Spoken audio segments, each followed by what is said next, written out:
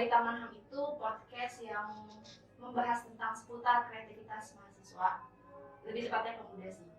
Nah, dengan tagline Close Your Book, Open Your Book. Oke.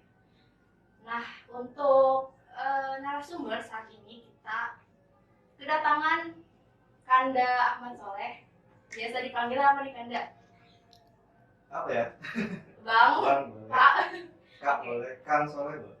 Oke, Kang atau Bang aja lah ya. Iya, Bang. bebas lah Pak.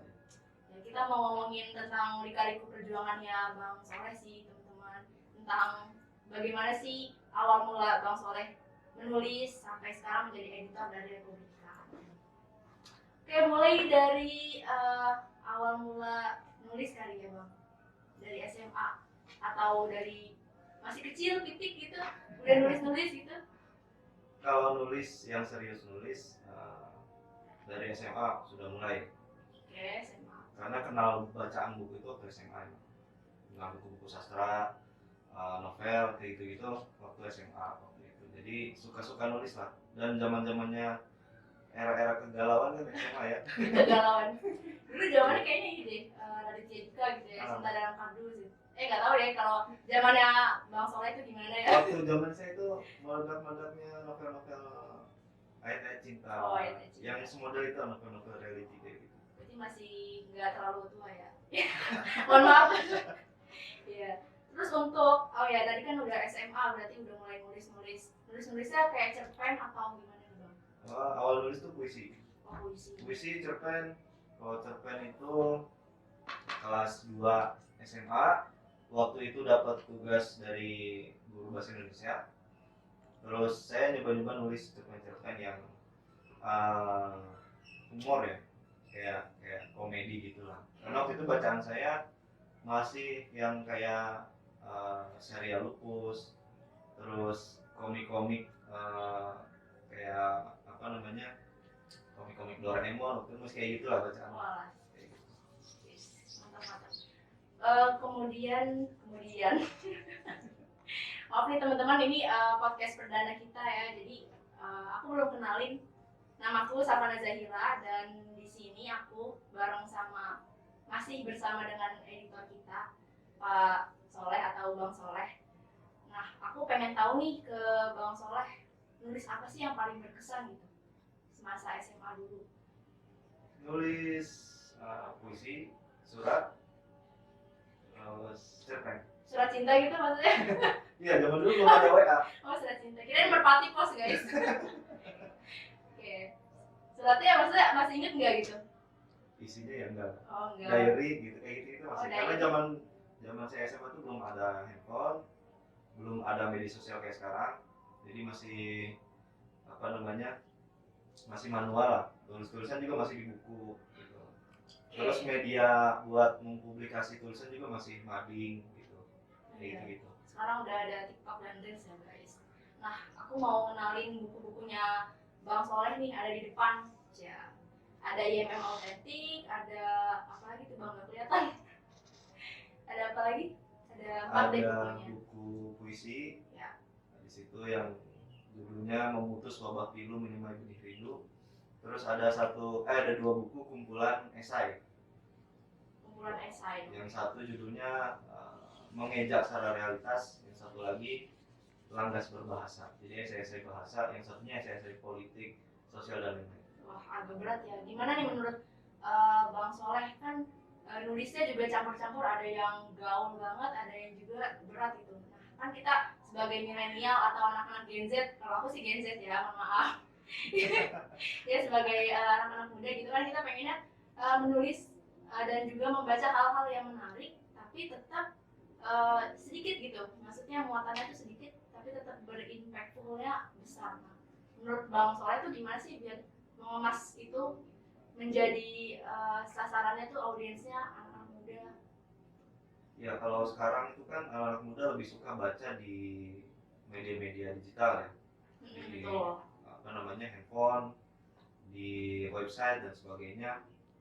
Jadi memang tulisan itu sekarang lebih banyak tempatnya, dan kita harus menyesuaikan tuh. Biasanya setiap platform itu punya karakter masing-masing kayak gimana.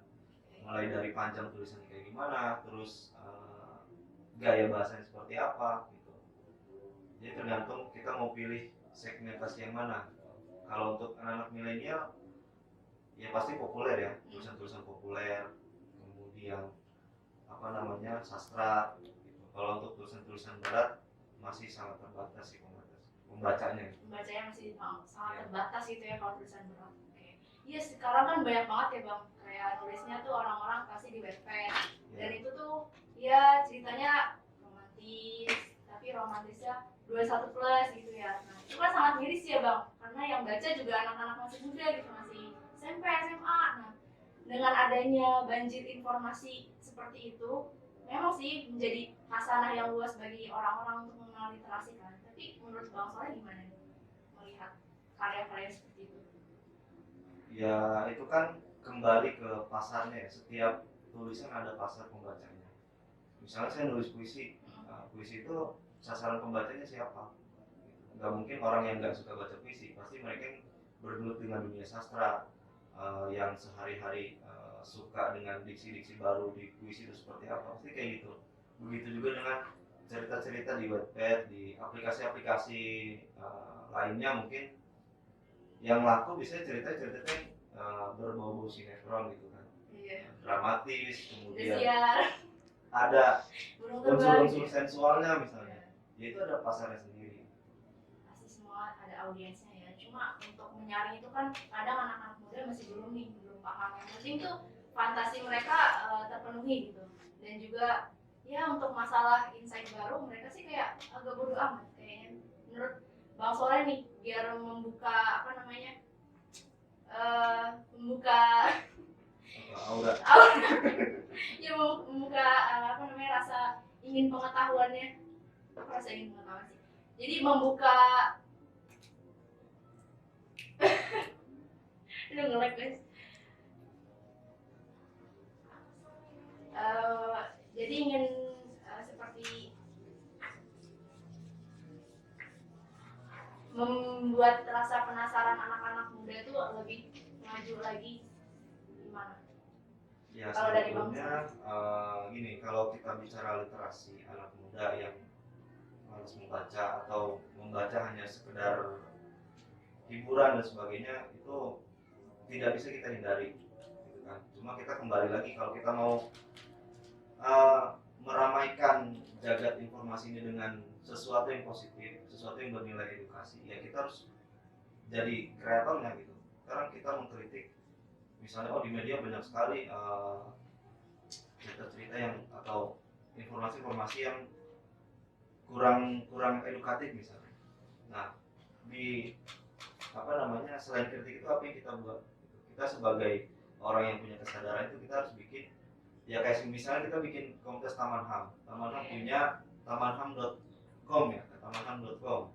Nah kita gunakan platform itu buat mengeksplor informasi-informasi yang edukatif, yang memberikan pencerahan buat tidak sekedar hiburan gitu, tapi memberikan apa namanya sesuatu yang baru buat membaca anak muda dan sebagainya. Gitu. Taman HAM guys, silahkan join ya. Karena Bang Soleh ini juga termasuk penasehat ibaratnya di sini di Taman HAM komunitas. Oke, biasanya nih kalau minat anak muda sekarang,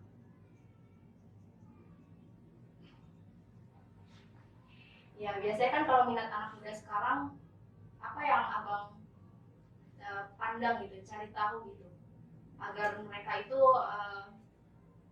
ibaratnya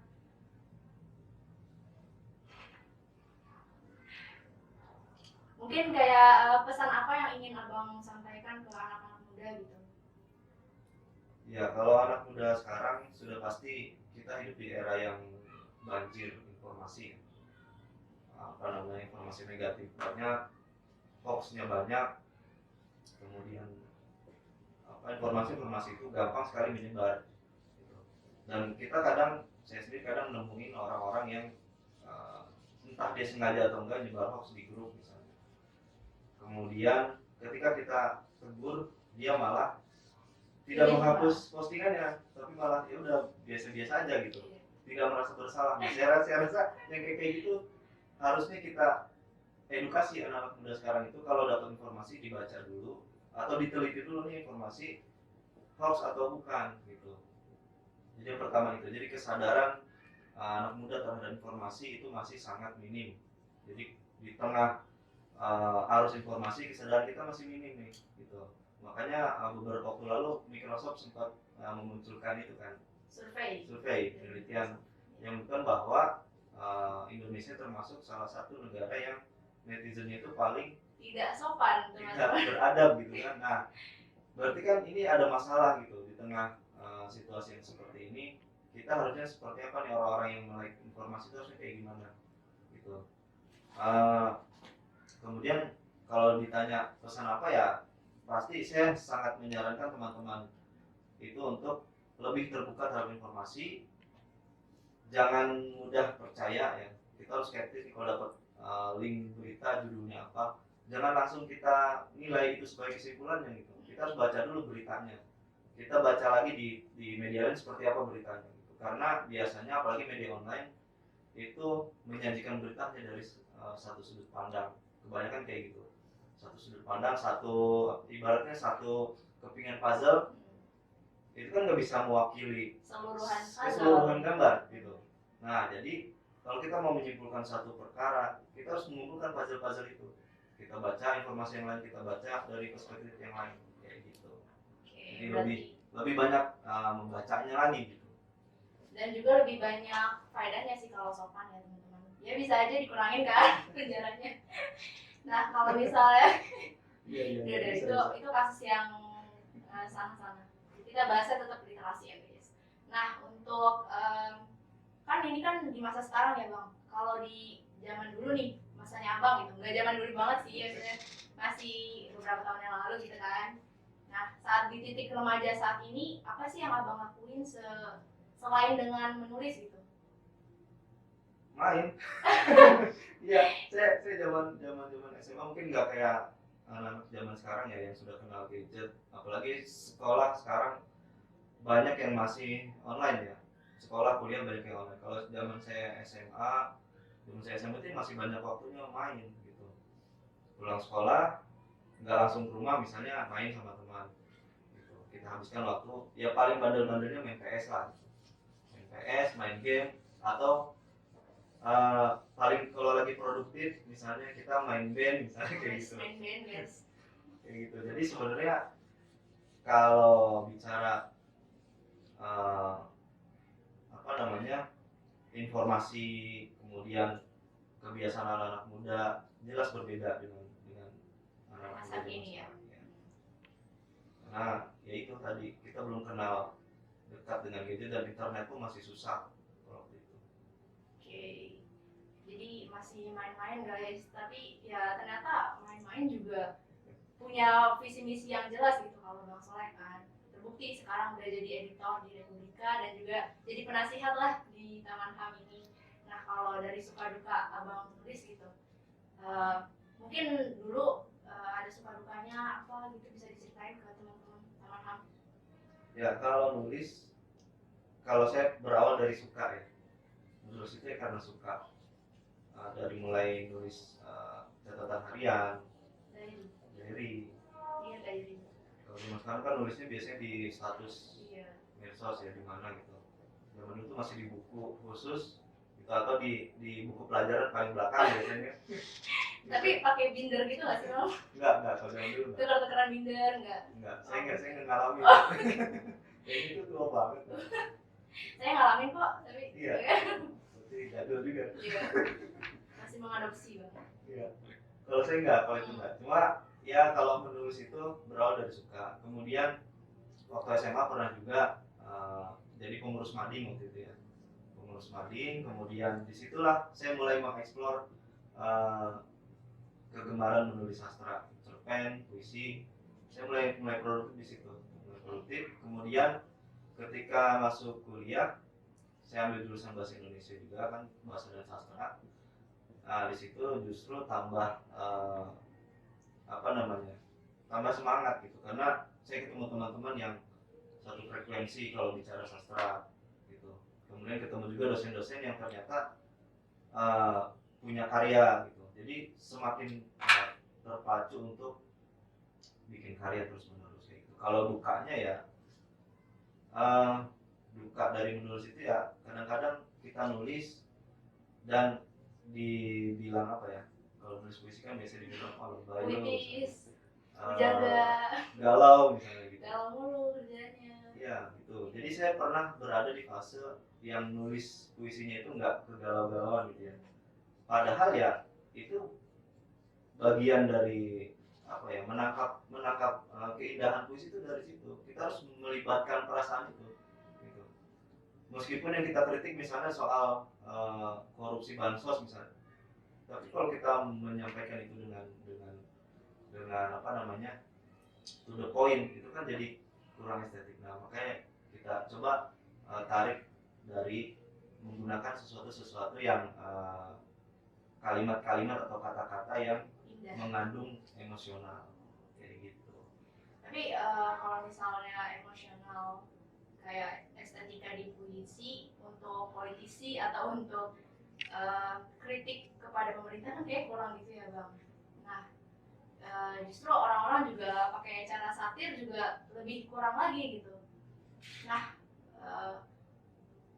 apa ya, kalau misalnya dari abang nih pernah nggak sih kayak bikin puisi yang mengkritisi Sering.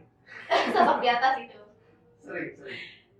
Sering. Saya itu kalau bikin puisi biasanya melihat dari kejadian peristiwa yang ada di sekitar. Gitu. Yang pertama itu, yang kedua terinspirasi dari bacaan-bacaan. Kalau saya baca berita ini misalnya tentang apa namanya, waktu itu pernah saya baca berita petani di daerah mana gitu, dia berhasil menciptakan sesuatu inovasi dalam pertanian, tapi di dalam tidak support oleh pemerintah setempat gitu, malah di penjara gitu. Padahal yang dia buat itu bagus untuk pertanian gitu. Saya bikin puisi tentang itu gitu. Kemudian ya kayak gitu gitulah, ketika saya menemukan sesuatu yang kira-kira ini kok janggal gitu ya kalau kita menilai dari segi moral dan apa namanya, kemanusiaan lah gitu, ya kan. Nah di situ kita bisa menggunakan peran sastra atau puisi untuk mengkritik. Oke. Nah kita mau iklan dulu nih teman-teman. Jadi masih ada 4 buku di depan sini. Yang pertama buku MM Autentik, dan ada 3 buku lagi kan kalian bisa baca. Mungkin dari Bang Soleh nih ingin menjelaskan terkait 4 buku ini, kenapa membawa 4 buku ini, apakah ini adalah 4 buku yang masterpiece banget atau gimana? Ya, kalau 4 buku ini 4 buku yang sangat apa namanya, monumental buat saya ya, sebagai orang biasa saja. Jadi orang biasa guys. Jadi luar biasa guys, padahal penulis itu ada yang pernah bilang bahwa penulis itu harus nerbitin buku gitu. Kalau nggak nerbitin buku buat apa lu nulis gitu? Buat apa bikin karya capek-capek kalau nggak untuk dipublikasikan biar supaya dibaca orang gitu, kayak gitu. Itu sih. Jadi ini buat apa namanya, menginspirasi teman-teman aja. Buat menginspirasi teman-teman nih, ada 4 buku kan di depan sini. Nah bisa dibeli di webnya Irfani. Jadi Irfani itu kan jasa penerbitan dari Bang Soleh, dan juga kalian juga bisa beli di Taman HAM di sini. Ya. Oke, kita lanjut bahas Speak Up by Taman HAM yang lain nih. Mungkin lebih tepatnya kalau misalnya nih aku memposisikan diri jadi content creator, tapi tentang kepenulisan nih Bang. Menurut abang nih, tools apa sih yang harus aku lakukan gitu? Apa sih yang harus aku persiapkan gitu kalau aku berani memulai di Instagram misalnya medsosnya? Karena aku tunjuknya di pasar tersebut banyak banget milenial kan yang sekarang udah bergabung. Bagaimana? Yang pertama harus disiapin itu ya bahan bakarnya. Kalau bahan bakar penulis itu kan baca. Oke, lama baca buku, baca apapun ya. Baca status. Termasuk membaca status, algoritma di Instagram misalnya, kalau ngerti gitu kan, bisa juga itu jadi apa namanya, bahan bakar buat kita membuat konten gitu. Apalagi kalau medianya Instagram misalnya, kita bisa bikin microblog Oke, gitu. blog. Yang informasi-informasi singkat yang apa namanya Ada biasanya lebih slide-slide-nya. lebih ke hal-hal yang sederhana tapi jarang dibahas orang gitu. Atau bisa juga kita menggunakan di caption Instagramnya gitu, kita bisa bercerita atau apa gitu. Itu juga yang ya saya sendiri sering melakukan itu, bagaimana meskipun panjang ataupun pendek gitu, tapi di situ kita bisa menyelipkan motivasi, inspirasi gitu. Dan makna yang terdalam gitu ya. Oke. Kayak gitu. Yang kedua, kalau mau menjadi content creator apalagi di era sekarang di dunia kepenulisan, kita juga mesti tahu kita itu sebetulnya passion penulisan kita itu kemana gitu. Kalau saya misalnya sekarang lebih ke sastra, lebih ke puisi misalnya. Itu karena saya sudah menyadari saya suka puisi udah lama gitu. Kenapa saya nggak menyeriusi menulis puisi gitu. Terus misalnya teman-teman ada yang suka menulis esai atau opini misalnya, ya itu bisa dikembangkan, bisa dijadikan alat buat melakukan perubahan ya, perubahan, melakukan kritik, menyebarkan inspirasi atau apapun gitu, bisa juga. Jadi tren-tren dari Instagram atau platform lain tuh nggak cuma sebatas yang buruk-buruk, kalian bisa memfilternya dengan hal-hal yang positif dengan konten yang kalian buat gitu, teman-teman.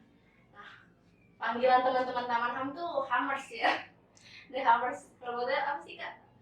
Artinya The Hammers tuh?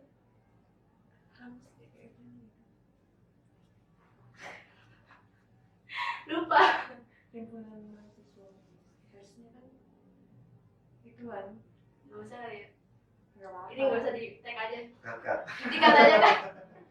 Oke deh. Biar saya juga Aduh, harusnya kan sebutan Taman Ham ini loh. Harusnya ada Parheptus gitu loh, Parheptus. Heptusnya yang baik.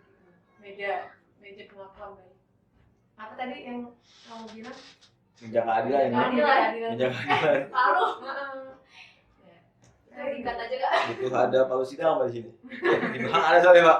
Ada palusida di belakang. Lanjut. Oke lanjut. Selanjutnya nih ada, aku sih pengen nanya nih ke abang gitu, perjuangan apa sih yang abang korbankan untuk menjadi yang seperti ini gitu, lika-likunya dari semasa SMA atau kuliah gitu. Silakan bang. Kalau sebetulnya saya ini ya, kalau untuk menjadi penulis nggak pernah kepikiran sebelumnya.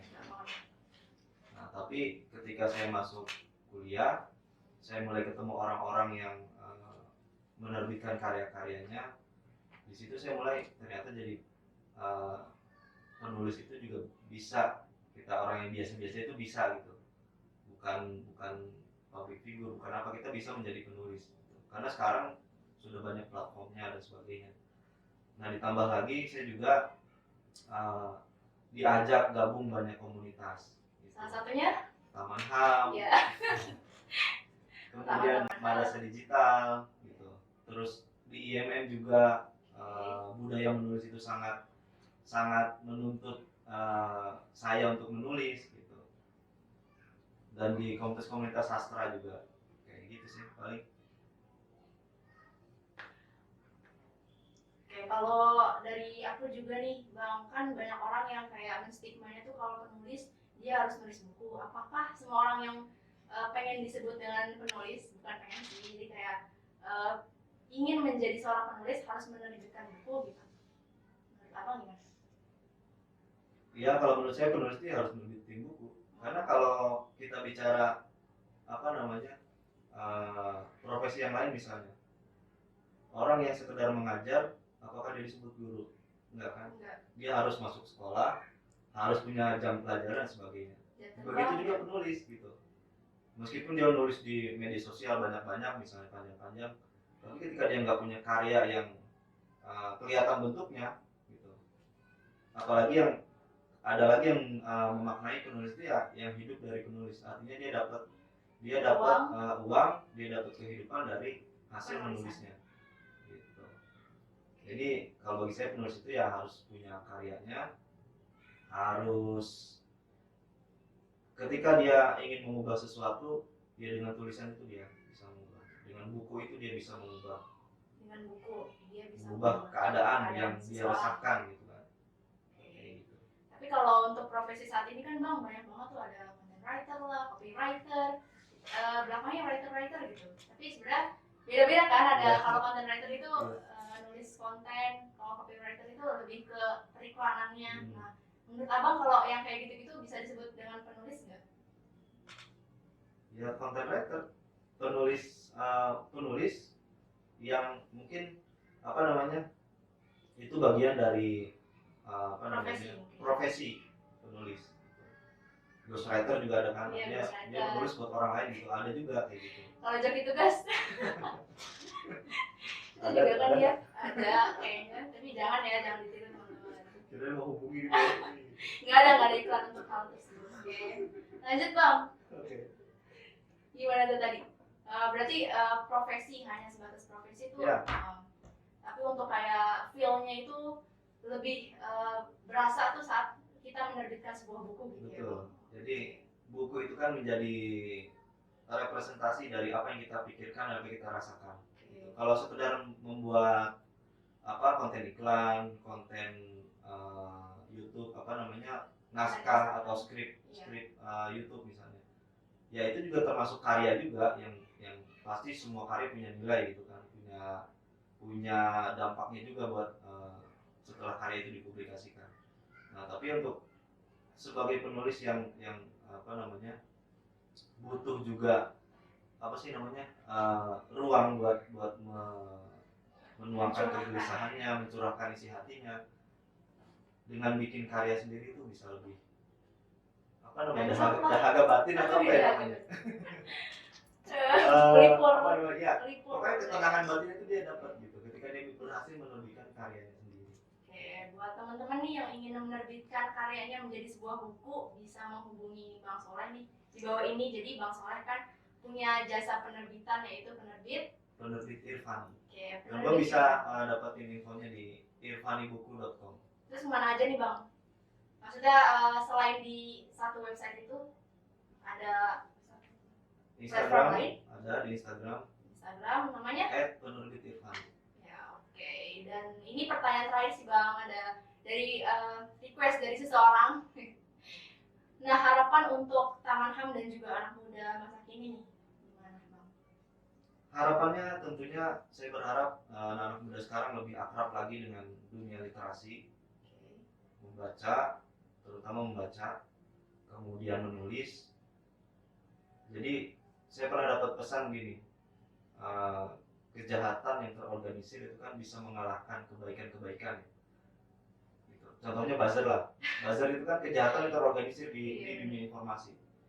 Nah kita sebagai orang-orang yang anak-anak muda yang punya kegelisahan tentang itu, kenapa nggak coba mengorganisir kegelisahan kita dengan menciptakan satu narasi informasi yang positif.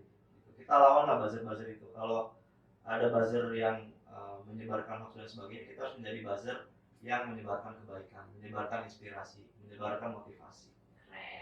Jadi anak muda jangan kalah sama buzzer yang dibiayai oleh seseorang oknum. Kalau untuk Taman HAM apa? Kalau untuk Taman HAM, saya berharap lebih banyak lagi konten-konten yang lebih kreatif lagi, teman-teman lebih banyak memunculkan konten yang lebih segar, lebih baru, dan yang penting eksis terus lah teman-teman Taman HAM, biar kita sama-sama punya wadah buat menyebarkan kebaikan. Ya. Ada lagi atau pesan-pesan tambahan dari Ya, itu aja. Itu aja. Oke. Nah, terima kasih buat Bang Soleh nih yang udah meluangkan waktunya untuk kita berbagi pesan dan juga sharing-sharing tentang kepenulisan, literasi. Semoga bermanfaat untuk teman-teman semua. Dan kalau masih penasaran sama kita, Taman HAM, kalian bisa kepoin di bawah ini websitenya tamanham.com dan juga Instagramnya. Terus kalau ingin menerbitkan buku, ya kalian bisa langsung kepoin juga. Apa Pak namanya? Bisa diulang? irfanibuku.com.